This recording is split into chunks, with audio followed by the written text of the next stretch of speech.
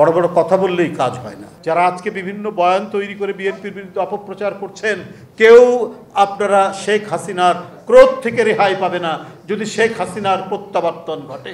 তার প্রমাণ দেখেছেন আজকে গভীর রাতে, সেখানে দিন নিউ ইয়র্কের কি পরিস্থিতি হয়েছে। সেখানে বাংলাদেশে বিএনপি সহ অন্যান্য রাজনৈতিক দলের নেতৃবৃন্দ জাতিসংঘের একটি কর্মসূচিতে যাচ্ছেন দেশের প্রধান উপদেষ্টার সাথে, সেইখানটায় তারা সেখানে কি তাণ্ডব চালিয়েছে। ওদের অনুশোচনা নেই। ওরা যে ব্যাংক চুরি করেছে, ওরা যে ডাকাতি করেছে। আর 19শে জুলাই ওবায়দুল কাদের সাহেব প্রকাশ্যে বলেছে, আমি নিরাপত্তা বাহিনীকে বলছি যে দেখা মাত্রই, আন্দোলনকারীদের দেখা মাত্রই আপনারা গুলি করবেন। যারা নিজ দেশের সন্তানদেরকে হত্যা করার নির্দেশ দেয়, তারা আবার যদি প্রত্যাবর্তন ঘটে, যারা সেদিন আমরা আন্দোলনে ছিলাম, এখানে যারা বসে আছি, যারা আমরা ছড়িয়ে ছিটিয়ে আছি, তাদেরকে কি রেহাই দেবে?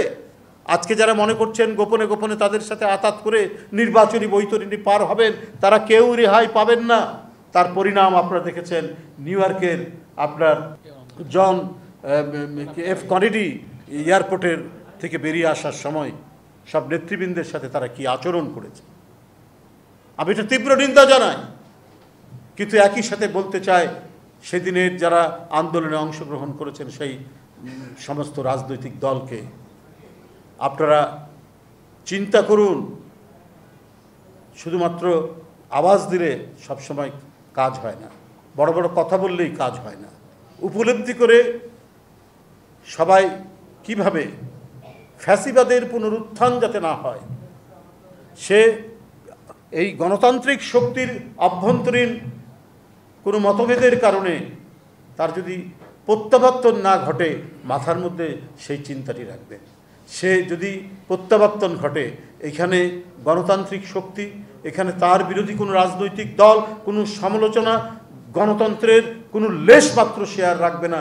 এটাকে একটা পরভৃত্যের দেশ বানাবেন।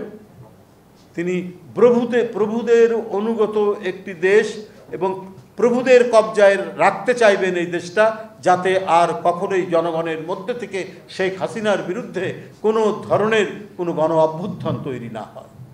এই জন্যই করতে হবে। এই যে এখানে উপস্থিত আজকে যারা আহত বা নিহত পরিবার, গুম খুনের পরিবার, এই পরিবারগুলোর সন্তানরা যে আত্মত্যাগ করেছে, যে রক্ত ঝরিয়েছে, সেটা বৃথা হয়ে যাবে।